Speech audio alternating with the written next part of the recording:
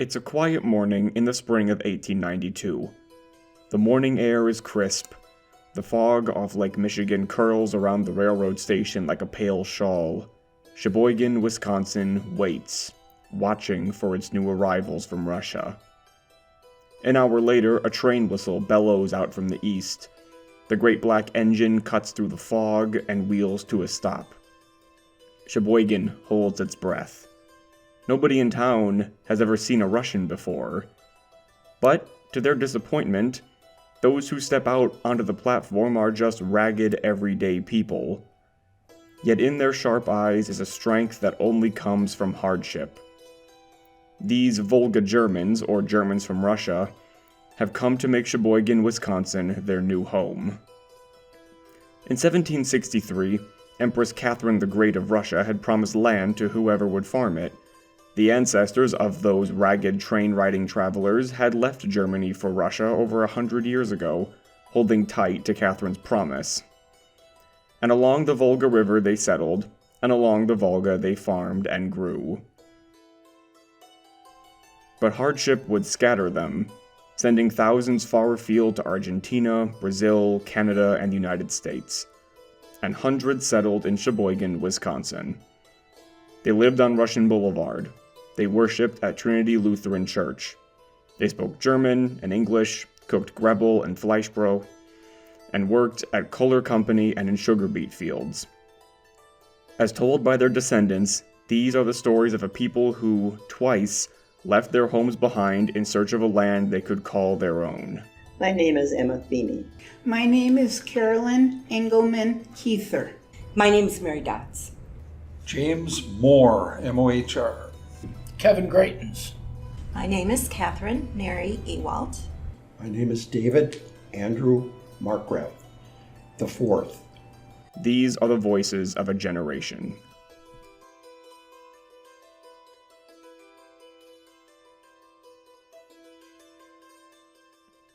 A German by birth, Empress Catherine the Great of Russia wanted to entice the hard-working people of her homeland into her empire.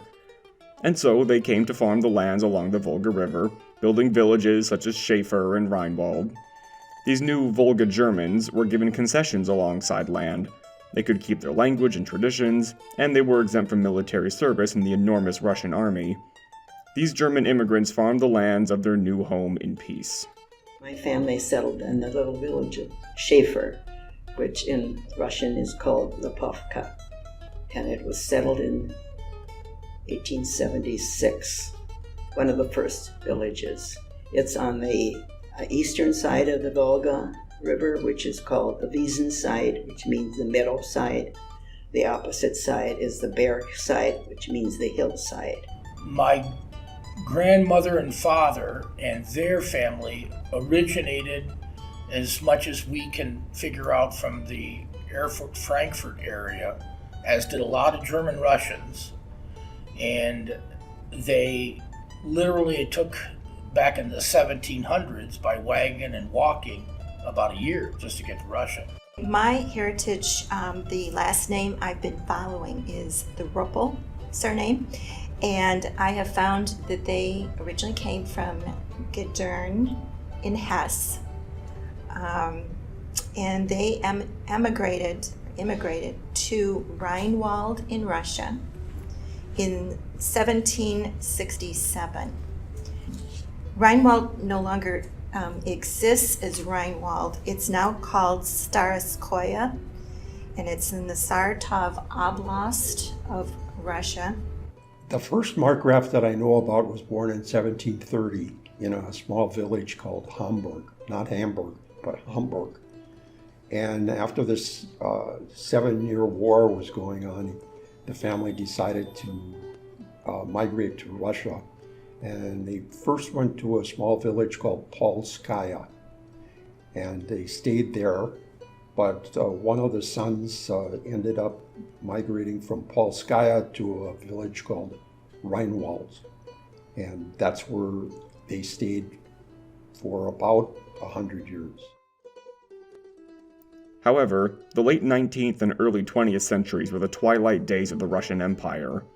Catherine's promises of cultural autonomy and service exemption were rescinded, and Germans were increasingly seen with suspicion, especially as war with Germany loomed on the horizon. And in 1914, Franz Ferdinand was assassinated, igniting the First World War and pitting Russia and her allies against the Austrian, Ottoman, and German empires. The First World War and the 1917 Russian Revolution tore Russia apart. Placed under suspicion and strain, the Volga Germans uprooted again and headed to the Americas.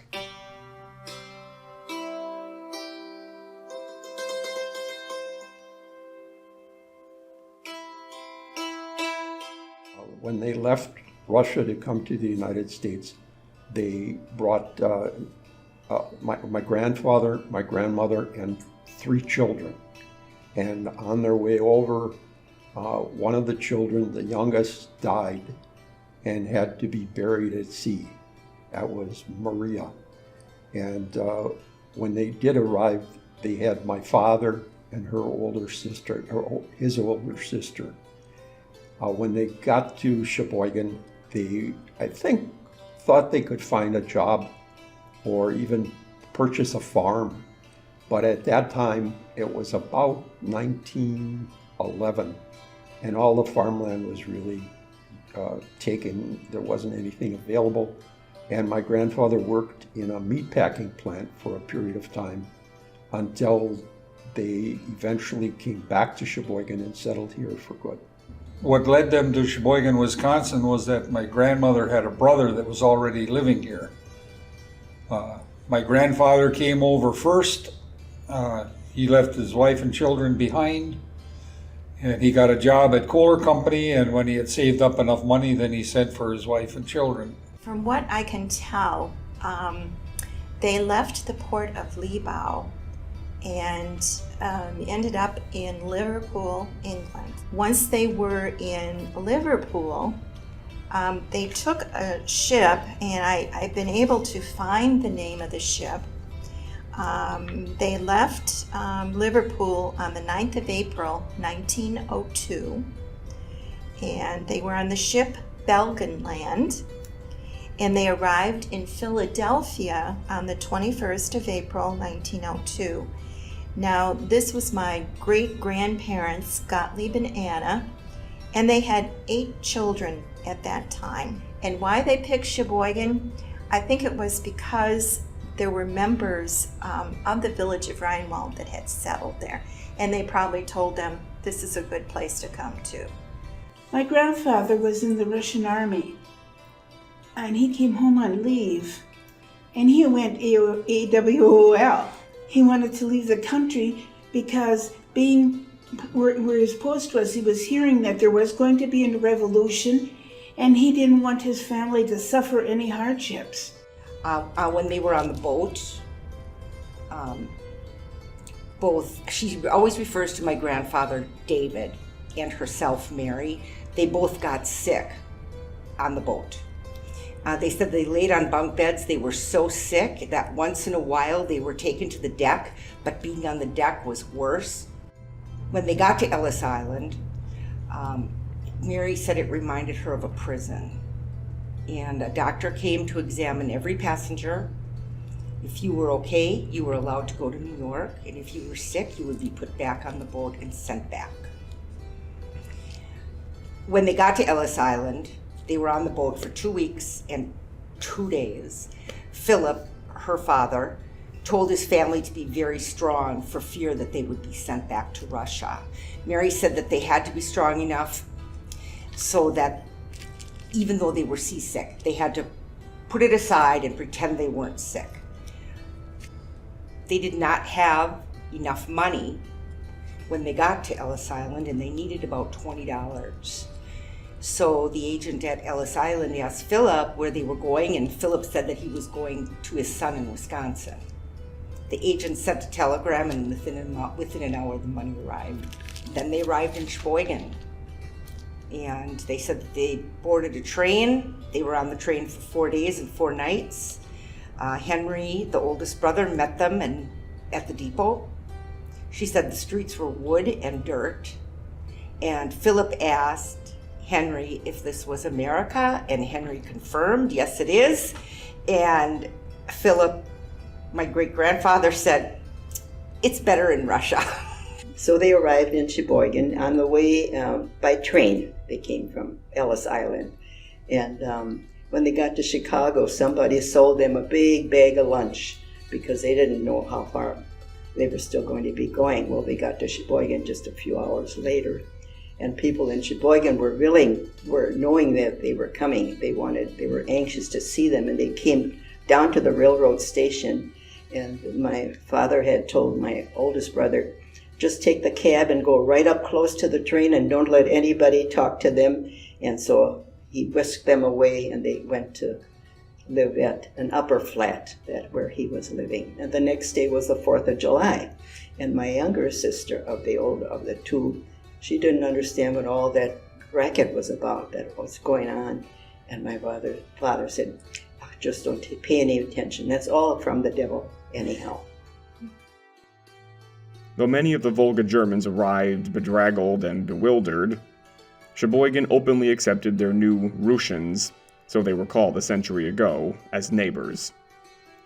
The German Russians found places of work and worship and embraced the lifestyle of their new American home. Everybody had heard how everything was so big in America, everything bigger, and not gold streets, but everything was big. And then my older half-sister said, just look at the size of those cucumbers. And my younger sister said, those aren't cucumbers, those are long watermelons. But being here, it was just, everything was so easy. You could get a job, you could do your own thing, you could be outdoors whenever you wanted, you could go to church. It was freedom. That's what they sought, and that's what they got. There were a lot of German Russians in Sheboygan, and most of the people in Sheboygan could talk German, so they really didn't have much of a problem with communication. They didn't have too many difficulties because culturally, this was a German-Russian community at the time. And everybody was welcomed, and they were watched out for and taken care of. It was very congruent. The people accepted them with open arms and kind of took them under their arm and showed them how things worked and where to go to get help or whatever they needed, or how to apply for citizenship or whatever they happened to be wanting to do. There was somebody there to help them from the German-Russian community who knew and had the expertise to get them the right people. So then Grandpa was a migrant worker, as my aunts and uncles, and they lived in Kansas where Aunt Mary was born. Then they moved to Nebraska, and they're in Scottsbluff, Gehring, Nebraska area. There are a lot of German Russians to this day, and the sugar beet factory is still there, and they would go out and chop beets, which is dangerous, hard work. And then Grandpa then was able to homestead, and he then moved to Oneida, Wisconsin. Early after they settled here in Sheboygan, they went to Michigan to work in beet fields, sugar beet fields. They went there for I don't know how long, but they found that it was not prosperous. They couldn't make money. They also lost an infant child there. So they came back to Sheboygan. Traditions, holidays, and food, especially the food, of the Volga Germans continued to live on strong in their hearts. Sheboygan was enriched by the sense of community that came from these people's love of their history. My Aunt Rita was more instrumental in preserving that because my family moved to Florida with my mom's brother, our older brother, because my dad got hurt on the farm. And Aunt Rita would cook Fleischbrot, and she'd make Grebel, and she would cook all the, like the pancakes, the German Blinde, because my dad didn't like that kind of food. He was a Belgian, and he liked meat and potatoes and things like that. And so I would sneak down to Aunt Rita's and Uncle Ray's house and eat good German Russian food. My grandmother ended up managing a tavern, and every Friday night, or actually during the day on Friday, they would prepare a something called Fleischbrook, which is a dough covered with meat and cabbage inside, and they would make hundreds of them. And then she would take them to the tavern on Friday night, and if you came in and bought a beer, you got a free Fleischbrook.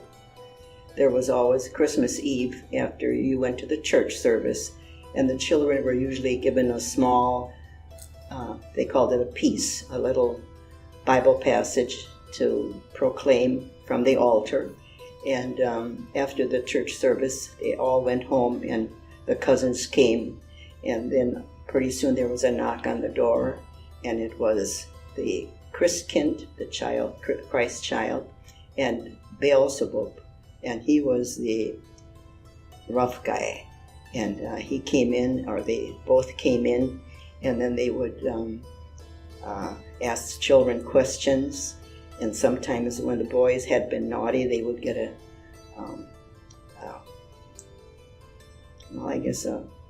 stick or some kind, would hit them over their hands because he knew that they had been naughty boys. Christmas was a big deal. German services at Trinity. My grandparents were very strict religions.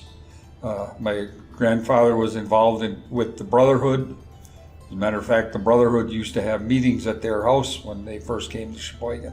When they first came here, they were members of St. Stephen's Lutheran Church, which was down at 14th and Erie Avenue. It was a prayer brotherhood. They would meet late Sunday afternoons and every Wednesday night.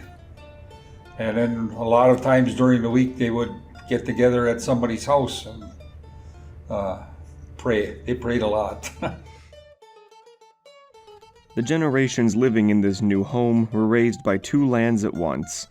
Inasmuch as they embraced the freedom and prosperity of the United States, they were instilled with the history of their people who had bravely left Russia precious few decades ago. But new history was being written every day, as the immigrants set down their roots in this place that had quickly grown to embrace them. Well, it was difficult for me because my father had died and my mother had to go back to work in order to support me. We didn't have any money. So as soon as I was old enough, I got a job to help my mother out. She was a shoemaker and did fancy stitching on top of shoes. An interesting story about the few times that I did get together with my German-Russian grandmother. My mother had something that she had to do, and she was looking for a babysitter, and for the first time asked my grandmother if she would watch me while she had to do her appointment. And she said, sure. So she brought me over there, and all my uncles were there, and then my mother left me.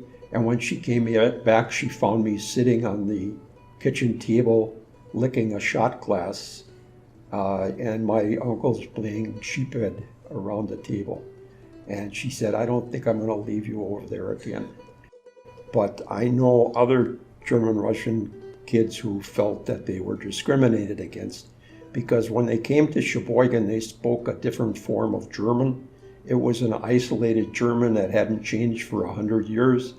And the German people in Sheboygan were not able to really understand what they were saying. And they were made fun of, and they called them Russians rather than Germans, and that bothered them a lot. I did not grow up in Sheboygan. My mother did. Her name was Doris Ruppel. She always talked about how wonderful it was to grow up here. She had lots of pleasant memories. Now, she had 60 plus first cousins when she was growing up. So there was also always a lot of parties, and as kids grow up, there's outings, and they'd go to the lake, of course, and they'd have picnics, and it would be family outings, so there could be a number of adults there with all these kids.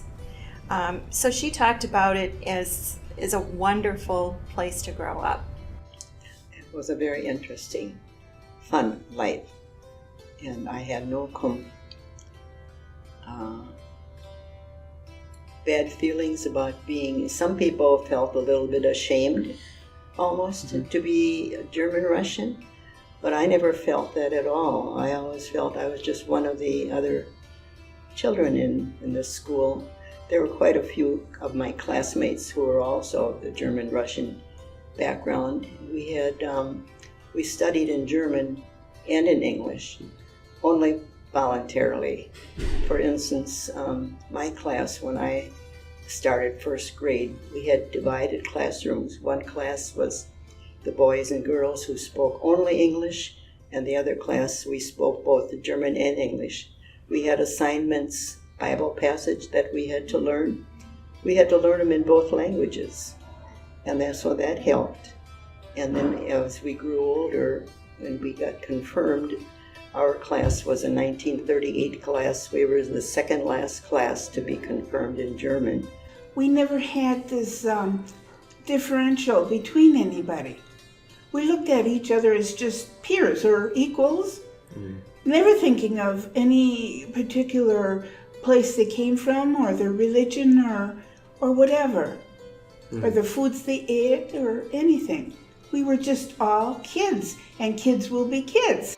I don't ever remember her talking about that. I think because there was such a large German-Russian population in Sheboygan that I don't think that was an issue. I know there were other nationalities too. She talked about a friend from Lithuania. So it was kind of a melting pot, so I don't think there was ever any issue with being made fun of or not being included and so forth. The only hard thing for me was that where I lived. I lived around a Catholic school, near a Catholic grade school, and all of my neighborhood friends were Catholic. So I would get teased, like, well, Mary, we don't have school tomorrow. How come you have to go to school tomorrow? Mary, we don't have to do this. Mary, how come you're eating meat on Friday? Finally, I got smart, and my answer back to them was, well, I get to pray directly to Jesus, and you have to pray to Mary. That pretty much shut them up for the rest of my life, and we became friends. The culture that was born upon the banks of the Volga River respected loyalty, hard work, and community. In Sheboygan, these values were preserved and revitalized, then passed down to the first generation born in the United States. Those vital attributes of the Volga are remembered fondly today. Well, it's an interesting culture because it was isolated for almost 150 years. When the first Germans came to Russia, they settled along the Volga River, and they stayed there and intermarried among themselves for a period of 150 years. Their language remained the same, their customs remained the same, and whereas in Germany, time moved on and they didn't even speak the same language as the Germans in Germany. So the motto of the German Russians is our people. And I think it was a very close-knit society. Most of the people married people within their own village. And when they ran out of second cousins to marry, they would marry them in the village. So you're going to have German music, you're going to have polka music, you're going to have polka bands. They have instruments like the dulcimer, and mandolins, things of that nature. They celebrated together Christmas and religious holidays. The weddings were a big thing. They have a series of kuchens, which are cakes made with peaches or raspberries or apples that are more German than anything else, but they were very popular in Russia. My wife experiments with some of the soups. She made borscht, which is a beet soup, and shared it with our Volga German group. Of course, she had to take a recipe out of the Volga German cookbook, but she tried it. Those are the things that come to mind. Most of the Volga Germans in Sheboygan settled along Erie Avenue. And they did that because when they lived in their villages in Russia, they all lived together in a small village, and they were used to being close to each other, not spread out throughout the city. They also had an organization called the Volga German Society, and they belonged to that. And that was primarily put together to help the people left behind in Russia who were facing famine and death because they didn't have enough to eat. They also had a church called St. Stephen's, which they built on 14th and Erie. And that was a meeting place for all the German Russians. They were very religious people. Most of them were Lutheran. My grandfather, David, after his wife had died, he lived with our family. So he lived with me from the age of 1 until his death when I was 6. And because he lived with us, we lived the German culture because he was so into it. And they would make sausage. They would go in the basement and they had this sausage grinder and their sausage maker, and they would make bratwurst, and it was always done at Christmas time. He taught my dad how to do that. He told my mother how to cook all the traditional German Russian dishes.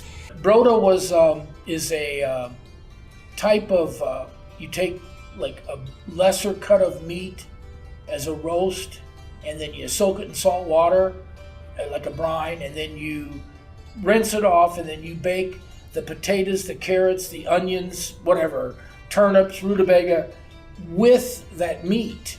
And I can still remember Aunt Rita's brown potatoes that I loved so much, and it was because of the way they made the meat. And the German Russians here still do that. I can remember in our family, one of the traditions was my aunt had a mold in the shape of a lamb, and she would bake a cake, and then it had a frosting with coconut on it. And every time somebody was confirmed, she baked one of those cakes. And they were good cakes too. The German Russians, and you'll probably hear this from others, maybe not, very private. And my grandfather my mom and my aunts would talk about, he was always concerned about them coming here and taking him back. Because they were a people in exile when, for how many, probably over a century or more. And so they were very private about the heritage. And again, that saying, Wir wollen Deutsche bleiben. We will always be German, but don't let anybody else know about it. Also, one of the things they passed down was the fact that they are very loyal to their community. We are loyal people, and we are raised that way. We don't back down. We help people. We try to be good neighbors. We're always there for someone if they're in need. But we do have very bad tempers. And they tried to do the right thing in this country, and they always were there to support others. They were always there to do the duties. They were always there to promote the American people and our country. My grandfather would invite friends and relatives, like his sister and other friends, and they were all German Russian, and they would sit around the table and they would play cards. And of course, anytime they didn't want me to know what they were talking about, they would speak in German. I think some of the best thing is the beautiful music of the Volga. When they used to go down the big Volga River in their barges and things, they used to sing on the boats, and usually they always had somebody who could play some kind of instrument. My father, his twin brother, and another brother started a band called the Jolly Entertainers. And besides them, then there were several of their cousins that also played along in the band. My father played Hawaiian guitar. His twin brother was the leader of the band. He played violin, and he had another brother who played the mandolin. And then some of the cousins, I know one played banjo, there was one played accordion, I don't know what else they all played. They played for a lot of German-Russian weddings. Faith was a central pillar of Volga German culture and life in Sheboygan. The Volga's descendants maintained this reverence for the spiritual side of life, often worshiping at the city's iconic St. Stephen's and Trinity Lutheran churches. There was a big influx of the German Russians in about 1909, 1912. Most of them were of the Lutheran faith. Most of them belonged to Trinity because that was the big downtown church. And most everybody lived downtown or close by. In fact, the street on Erie Avenue where I grew up, from about 9th Street over to 18th Street, almost all those houses were owned or lived in by German Russian people. We kids began calling it Russian Boulevard. It was just our way of saying this is where we're from. My grandfather and his family, I believe, were helped quite a bit by Trinity Lutheran Church here in Sheboygan. I would say it's a very faithful group of people. Again, if you were to go back and look at the tyranny that they went through, and it's still there. We recently had the bishop of the Siberian Lutheran Church was right here, and he lives in Tomsk. And he said there's 50,000 German Russians living in his area, just in Tomsk. And he said the challenge, just to get the freedom to build a church, the religion went on. But he talked about the challenges because if you were to see the pictures that he shared with us, it looks like the same one probably in 1950. My grandfather was very active at Trinity. He was president of the congregation. He was on the school board. The church was so important to them. Yet, what was interesting about it is they're very private people. The descendants of those intrepid travelers who arrived in Sheboygan many years ago continue to keep alive the culture they grew up so closely with. They work with organizations and publish writings so that their history never fades. We have an organization in Sheboygan, a chapter of the American Historical Society of Germans from Russia. And I attend all their meetings, and I'm also president of the Sheboygan Chapter. I am a member of actually I'm a lifetime member of the AHSGR. I belong to both of the active organizations here in Sheboygan and in Milwaukee.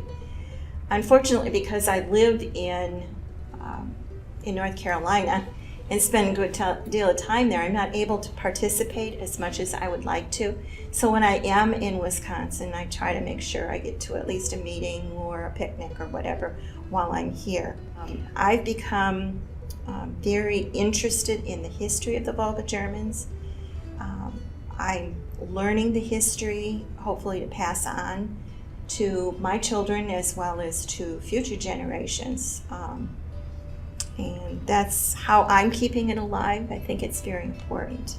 I think what's keeping the German-Russian culture alive is the fact that we have this national organization centered in Lincoln, Nebraska. And they have archives of everything about the German Russians that they have found or people have donated for them to keep and use for reference. And this is a way to keep it alive, because if you're searching for something and you can't find a source, you're in trouble. You can't complete what you're trying to do or accomplish. Mm-hmm. But if you have a source and you can read materials or ask questions or get in touch with someone who might be older and had the experience there.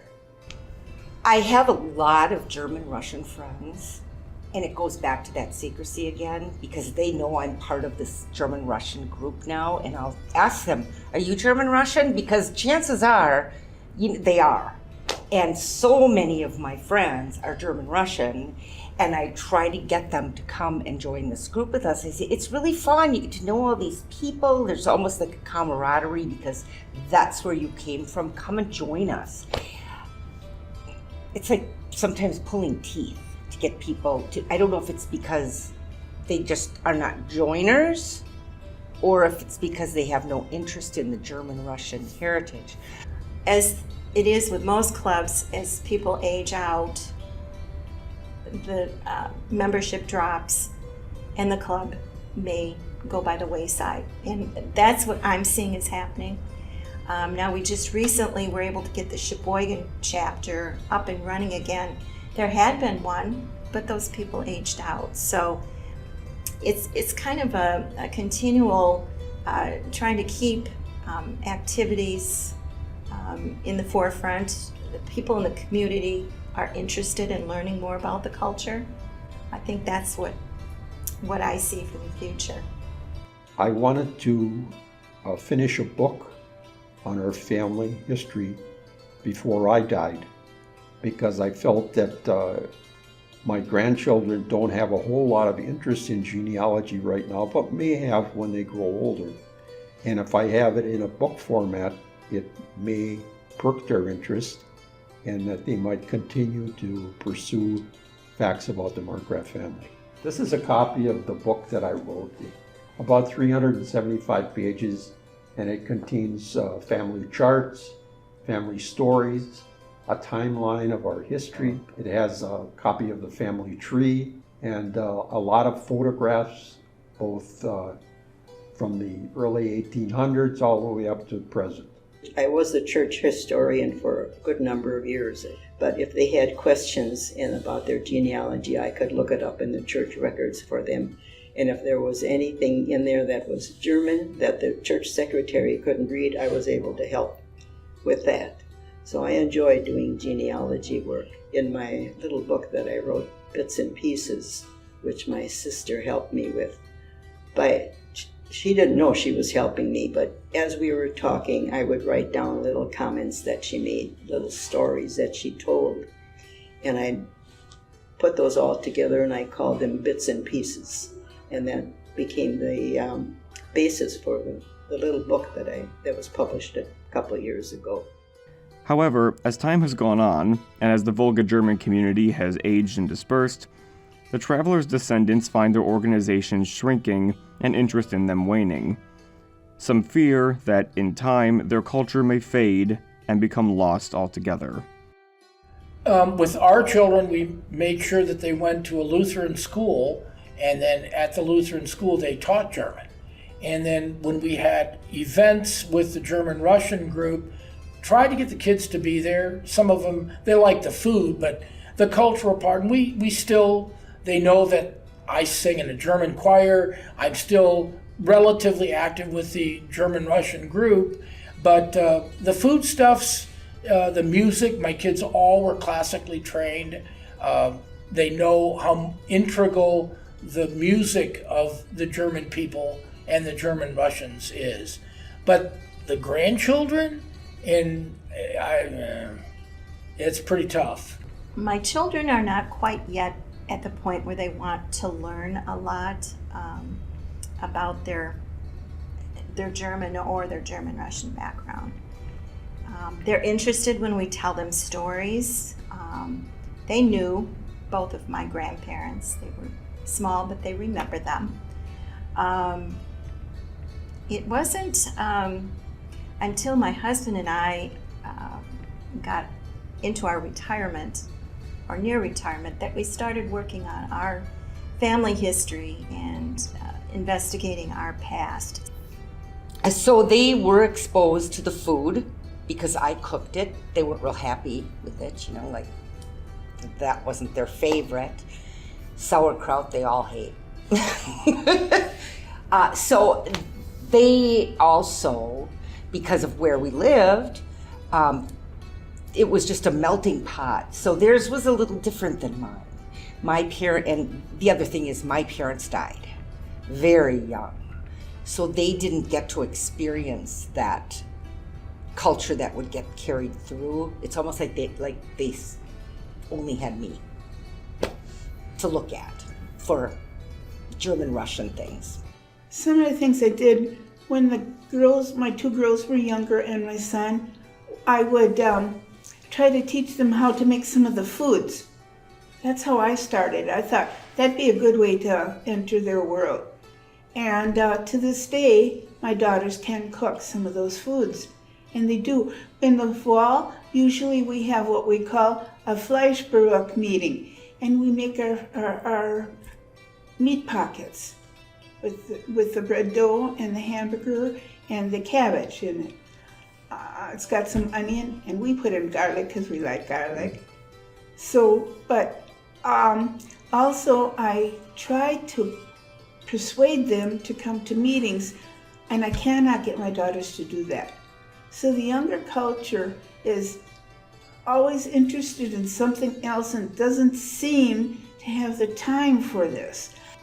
Every Christmas, we give all of the grandchildren and the great-grandchildren, as they get old enough, books about the Volga German culture, about the experiences that they went through coming here, how brave they were to make those trips.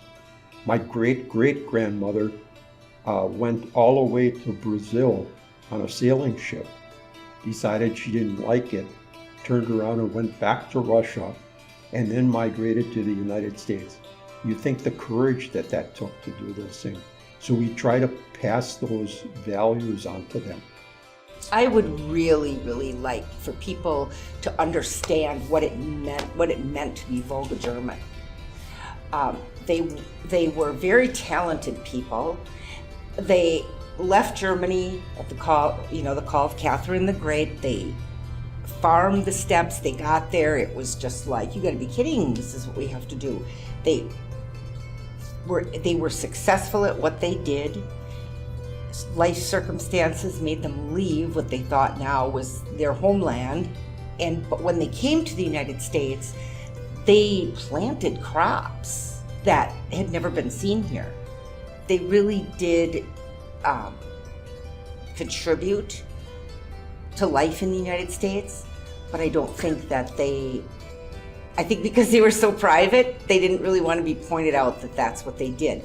Now people are bringing that forward. These groups, like these German-Russian groups, you talk about the history, you get even one person interested, and then that one person's going to tell 10 people, right? 10 relatives, whatever. Or it's just some don't want to take the time. I feel that I won't give up trying though, because if I don't get someone to join who's younger, my culture is lost. And it'll be a sad thing, because it was an important part of our American society at one time. I think we have a dying culture. The reason I say that is there isn't enough interest. People don't have the time or take the time any longer to want to know about their background or know about their relatives or their heritage. But hope remains, and the Volga Germans of Sheboygan have words of wisdom to share with the younger generations. I would like to say to them, all of this documentation and all of this work that has been done, and in preparation to pass it on to you, please take it and please keep it and pass it on.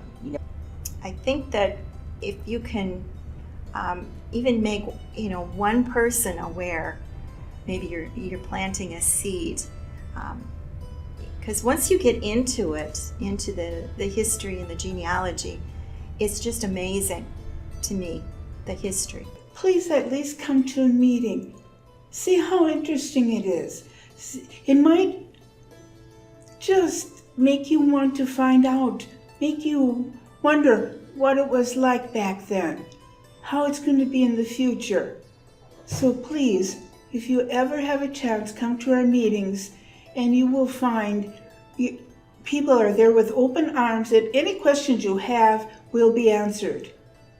Well, I'd like to say don't forget where we came from, and try and pass that on to your children so they're aware of the struggles that our ancestors went through and the whole story of the Volga German culture. You keep the memory alive, but don't emphasize it any more than anybody else's. They want to keep their culture alive also. If you're not interested now, you will be someday, and then people are gone. I would give $1 million to sit down with Grandpa Hawk and hear what he has to say. And so when they're gone, you lose that. So the kids need to wake up. I think every culture should try to preserve their past. And a person really doesn't know who he is if he doesn't know where his family came from. Though the world seems to be moving ever faster these days, and people find themselves living all across the world, chasing dreams or promotions, there are those who still hold on to deep roots and water them well. The past is still very much alive in the hearts of the Volga Germans of Sheboygan, Wisconsin. Food and faith, loyalty and memory, these are the essential elements which preserve this rich, complex culture, first founded by brave travelers who crossed German countryside, Russian steppes, and the plains of the United States to find a new home where they could grow old, raise their children, and honor their culture.